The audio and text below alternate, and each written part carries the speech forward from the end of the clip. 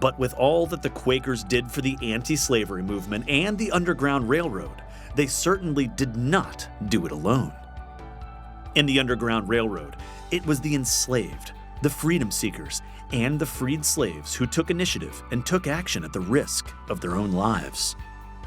One of the most famous Underground Railroad stories is that of Harriet Tubman.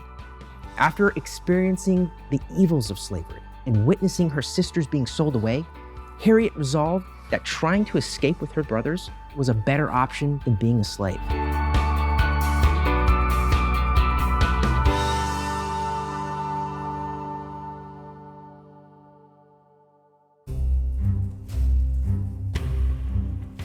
Tubman had saved money and had made contact with someone within the Underground Railway, a network that provided safe houses and transportation for fugitive slaves. She strongly believed that God was with her in her endeavor and would guide her in her escape to freedom.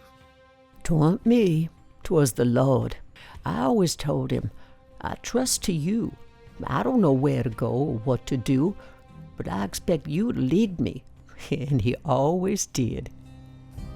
On September 17th, 1849, this month in history, Harriet Tubman headed out with her brothers on their escape to freedom. But soon, her brothers, afraid of the consequences of being caught, decided to go back. Harriet, however, was determined to reach freedom. There was no going back for her. She said, "There was one of two things I had the right to, liberty or death. If I couldn't have one, I would take the other, for no man should take me alive. I should fight for liberty as long as my strength lasted." Harriet traveled at night so that she would not be seen by slave catchers. Just as other fugitives, such as Frederick Douglass, she followed the star that guided her north. The first person to help her was a Quaker woman who was part of the Underground Railway. She sheltered her for the first night and gave her instructions on her next steps to get across the Mason-Dixon line. North of that line were the Free States. Her journey to freedom was nearly 90 miles.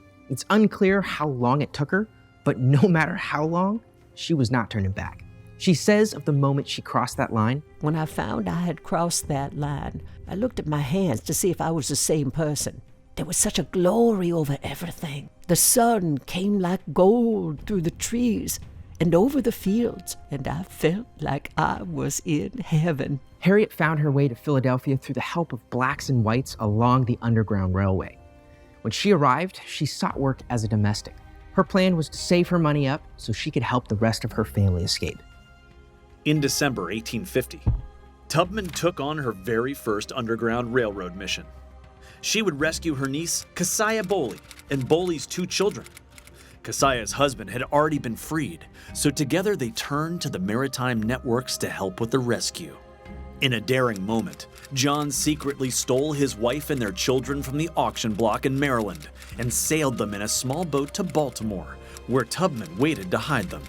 By 1854, Tubman was fully involved in the Underground Railroad and abolitionist networks in Philadelphia, New York, and Boston. In her next Underground Railroad mission, she returned to Baltimore alone and helped her youngest brother, Moses, escape. But she felt she needed to get more out at one time. She couldn't keep leaving so many behind. So, working with abolitionist and Underground Railroad friends like Frederick Douglass in Rochester, New York, Tubman ferried over 70 slaves, including all of her family and friends.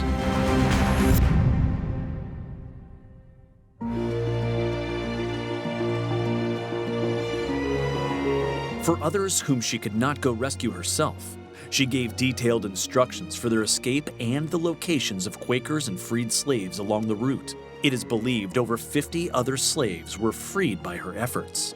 Her dangerous rescue missions won the admiration of black and white abolitionists throughout the North who provided her with funds to continue. Many of those freed slaves joined the abolitionist movement and began helping others escape to freedom as well. The American Civil War erupted in April 1861 over the issue of slavery. Tubman assisted the Union's cause, which she saw as a path to the abolition of slavery. At first, she served as a nurse and a cook in the infirmary. Then, in 1863, after President Abraham Lincoln issued the Emancipation Proclamation, Tubman's role in the war changed to scout and spy. Working with black Union soldiers, she led 150 of them in the Combahee River Raid. Through that raid, they were able to free more than 770 slaves. She was the only woman to lead an armed attack in the Civil War. Overall, Tubman made about 19 rescue missions over a period of 11 years. She helped over 300 slaves escape to freedom, not including the Combahee River Raid. Abolitionist William Lloyd Garrison nicknamed her Moses in reference to Moses who led the enslaved Hebrews out of Egypt. The men and women who all worked together for the cause of freedom put conviction and love into action. They lived lives that put the love of others above their own safety and their sacrifice above comfort.